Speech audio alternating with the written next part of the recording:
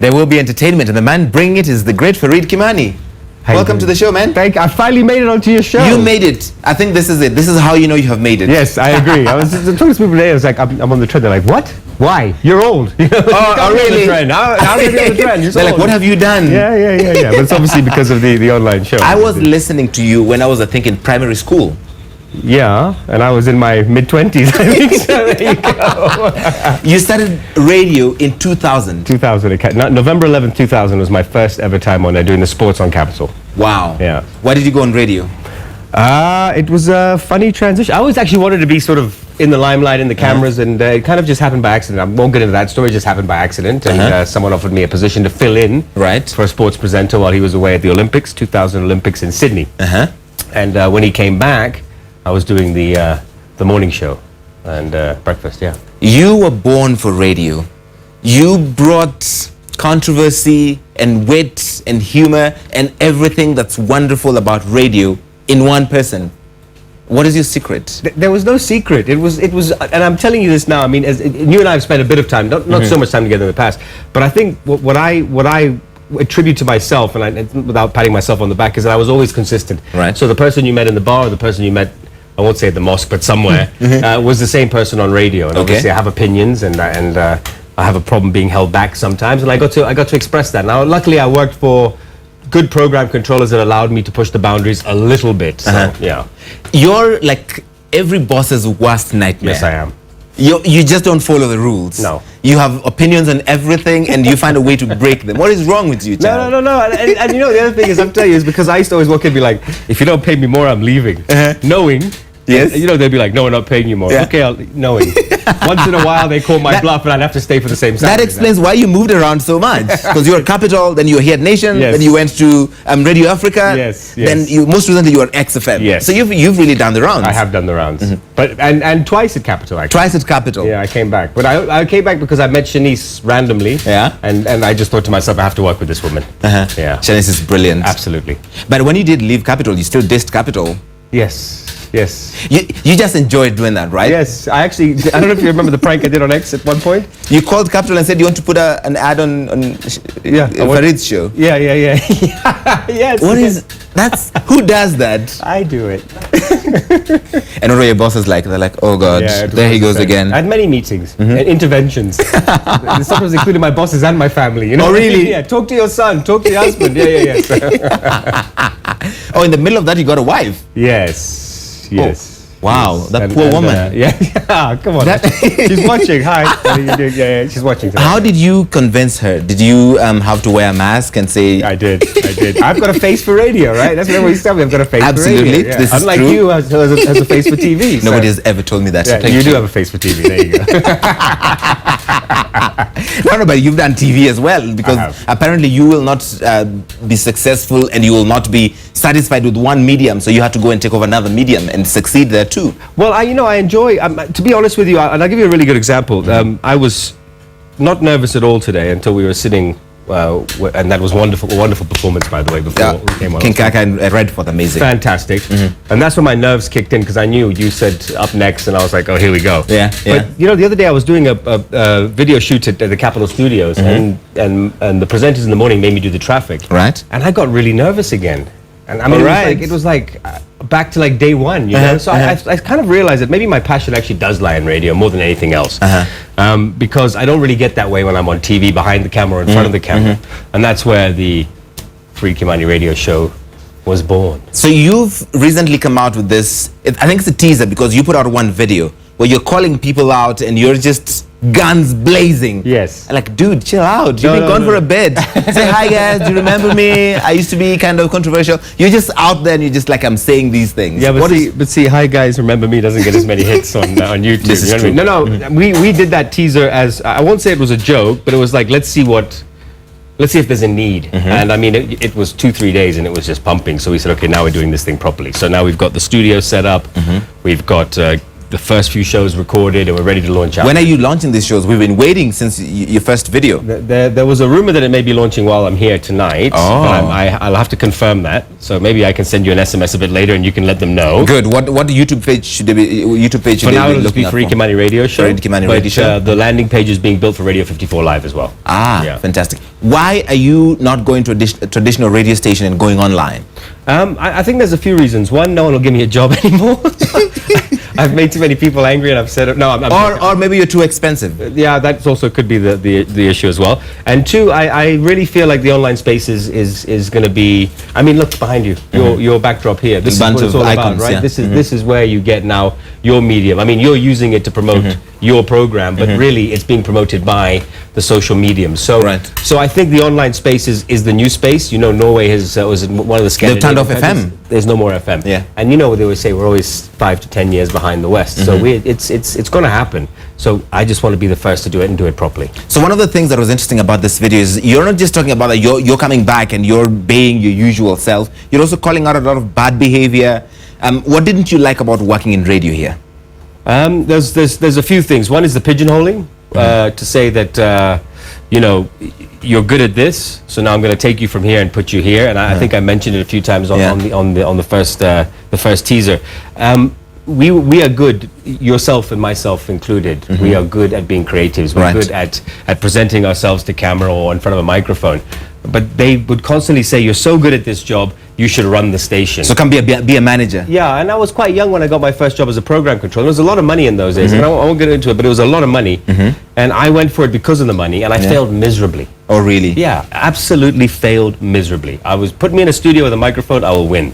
Put me in an office running egos that are in front of other egos like you. Yeah, and some are worse, and it's impossible. And also balancing books and things like that. So I think that's one of the real areas of radio that bothered me, is this, providing you've worked here long enough, now you can do this job. Right. You know, just stick to what you're good at. And you said you quit because they couldn't pay you more than the general manager. Do I have to get into that now? Yeah, absolutely. It's funny. It's an interesting dynamic. You bring in revenue here as Larry. Right. I mean, you called me and I'm like, yeah, I'm coming on this show. I mean, this is a huge platform for me. But it's because you are Larry, and that's the important thing. And you know, so when you start looking at the numbers and you're like, but where does the money actually come from? It comes from you being here in front of the camera, Absolutely. Or me being in front of the microphone, and you start wondering. But then whenever I ask for a pay rise or I ask for a bonus, why am I being stopped? Because if I walk away, if any of the top presenters walks away, what happens to that brand? Or maybe not the brand. What happens to that particular program? Okay. Yeah. So you left and you became an entrepreneur. Tell us about that chapter. So, I mean, we my partner and I, Mark Moss, we started a production house, relatively small when we started, just the two of us.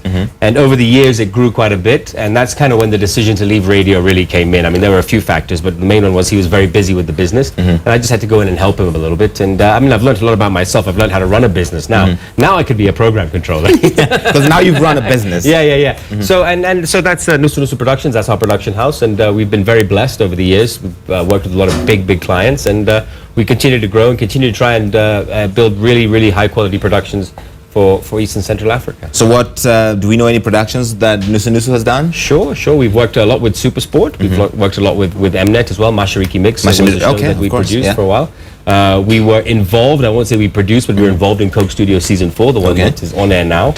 And then a lot of documentary work as well. Yeah. Was that something you were always interested in? Did you study it or you just stumbled on it? No, I've done a course in film direction and production. My actual real goal in life was to be a war zone correspondent for a major broadcaster. All right. Yeah. And then that didn't happen? I just got scared.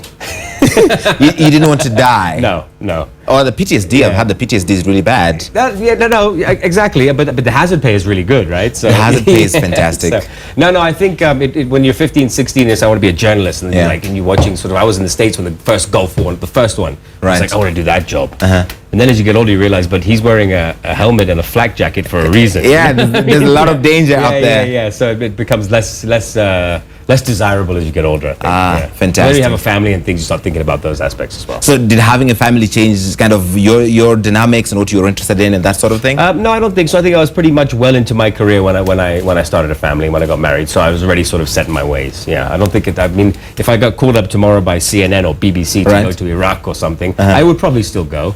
but I'd probably leave it a day and a half, 2 days later anyway. So you came into this business and made it in a way as a minority. Did people look at you and think like, what's that Indian doing there? No, man. My last name is Khimani.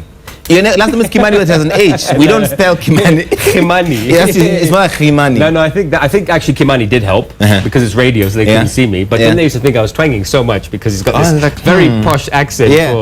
He's putting it on. Yeah. But no, I mean, no, I think I also feel that I was really well accepted as a Kenyan. I mean, I say Kenyan because I am Kenyan, but color, which was a great thing. And even now, just to see sometimes every 2-3 days tweets and Instagram posts about I wish this. I mean, it's such a nice feeling to have after 4 years of being off radio. People are still saying come back. You know? People miss you. Yeah, I think it's great. The reason why I asked that is because you said in the video you've been called that chuti. Yeah, many times. Does it offend you? No, not anymore.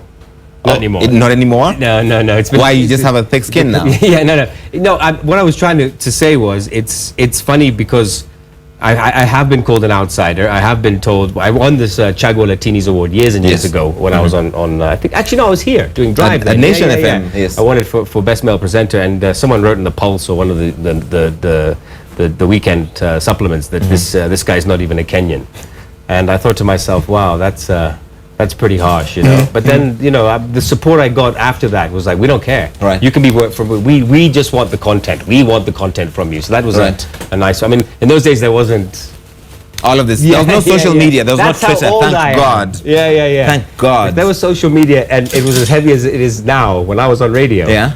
My friend. Because it's a whole different dynamic now. There's a whole bunch of people who are listening or watching and finding fault with everything, and then they can tell you directly. Yeah, but not even that. You could be in a pub one night having an argument, and the next thing you know, it's up on one of these sites. That didn't exist when I started. Calling you names. And I was in pubs many nights starting fights.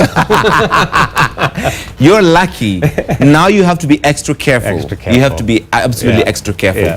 For people that want to get into radio or broadcast generally, what is the lesson or tip you'd give them? I think there's two things. You know, people think that he's got a good voice, or he's got a nice face, or he's really good in front of the camera, so it must come easy. You know how hard it is, Larry. I mean, I always say that I used to prep in real time for my show. So 4-hour show. The night before, I was prepping for 4 hours, and I would run through every link. Wow. Look at my music playlist, think about how that song's going to end. Right. If I didn't know how that song was going to end, I would listen to that song. So, I mean, I used to do it very pragmatically. So you take 4 hours to prep for a 4-hour show. You don't just like, I'm going to read for 15 minutes and I'll wing it. I mean, there were days when that happened, obviously, but generally my modus operandi was that if I'm going to do a good radio show, and I firmly believe that's why people still talk about my radio shows, is because I took my time, I prepared properly. It wasn't, and to be so good at something and to be so well prepared that you actually sounded like you weren't prepared. Right. Yeah. But you know, that's easy to fake now, because you can just like, I have nothing to say in this link. Let me read some tweets. Yeah. So we didn't have that luxury in my day. Yeah? you couldn't read Facebook updates. We used to get SMSs. That's so much harder. Yeah. Okay, let's look through the interwebs before you go. And Kristen Mem is looking through all of those tweets. She's not ready just yet. Okay. I'm sure there must be a question or 2 or 15 that people want to get through. I hope so. This would be really sad. That would be really sad if nobody cares. They're like, who's that guy? Nobody cares. No. That's it though. So once more. So this is going to be a YouTube show with both video and audio. Yes. So the whole plan. Why didn't you just do a podcast? Well, there's a whole plan for this thing. Okay. So the plan is for the next 6 months to create a show a week and get it going. Okay. But essentially, Radio 54 Live, 54 so 54 countries in Africa. We will invite content from suppliers across the continent. Okay. And we'll do a revenue share with those suppliers if A, we put the program on air, and B, there's advertising around it. So it's going to be like really a Radio 54. Of course, my show will be the sort of prime time program, but there'll be other elements. If you want to send an entertainment segment in, we can throw it on if the production quality matches our production quality. So the question that a lot of people, especially in this part of the continent, must grapple with, is there a critical mass to justify the investment and the time, etc., online? I absolutely 100% think there is. You think so? Yes. Even with the data costs where they are, so people will be like, my bundle, do I want to use it to watch that? I walk into advertising agencies now, do a lot of work in production with ad agencies, and you see after 9, the ad agency staff or team have got their headphones in and they're watching Ryan Seacrest, Snoop Dogg radio show. Right. I mean, so why are us as Kenyans watching something that's not necessarily relevant to us, just for the entertainment value, and we can create the same thing here with people that we know and people that we can relate to, and topics that we can relate to. But is it there's not enough of that yet? Is it because people just don't have the production know-how or the money, or they just, I don't know what's happening? No, I just think that there's always got to be a first, right? So I mean, I think that I mean, there have been attempts, and there are some out there that are very good as well. But I mean, I think that there has to be a business plan behind it. Right. I mean, we're not doing this for free, obviously. There has to be sort of a revenue indication. So let's do it properly. Let's put a plan together and say this is phase 1, phase 2, phase 3, and eventually we create something that could be as profitable as a sort of traditional terrestrial radio. What is your projection? Are you going to be doing it in a year, in 2 years, in 6 months? Do you want to do it for month one? You want it to be to break even? I would like to get a few segments on now, and then 6 months from now, obviously, think about making some money. We're in a very good position as Nusu Nusu because we have all the facilities to make this happen anyway. And then hopefully in 18 months we have content from all over Africa that we can already... Remember, as Africans, you can relate to Nigerian problems, you can relate to South African problems, because African problems are African problems and African happiness is African happiness. So I think that there are some common binding factors. But obviously when you'll go and look for the Kenyan program. Yeah, absolutely. Yeah, so... Look at that tweet from Renata. I love this guy, Fareed. On radio, I practically stopped listening to radio when he left XFM. You're gonna make him grow a big head. It's already huge, don't worry. Thank you very much. Thank you.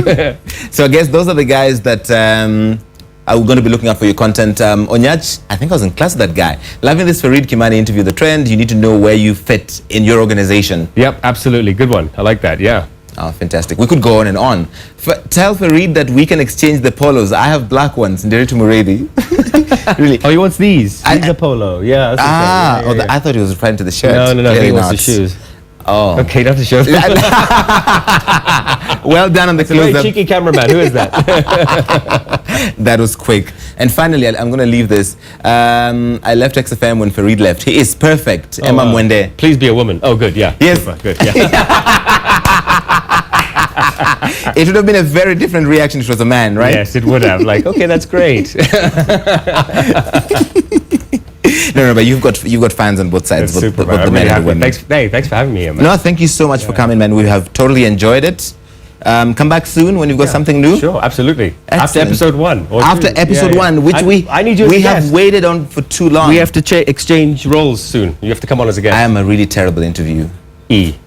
Really terrible interview. Really? Yeah. Well, we can change that. God. Yeah. Let's try. Are you allowed? I am allowed. Then we should do it. I believe it's easier to ask for forgiveness and permission. I see. I like the way you think. My boss is not watching, so big deal. Ladies and gentlemen, Fareed Khimani. Thank you very much. Thank you so much, man. I appreciate it. Awesome. It's been a pleasure. Thank you.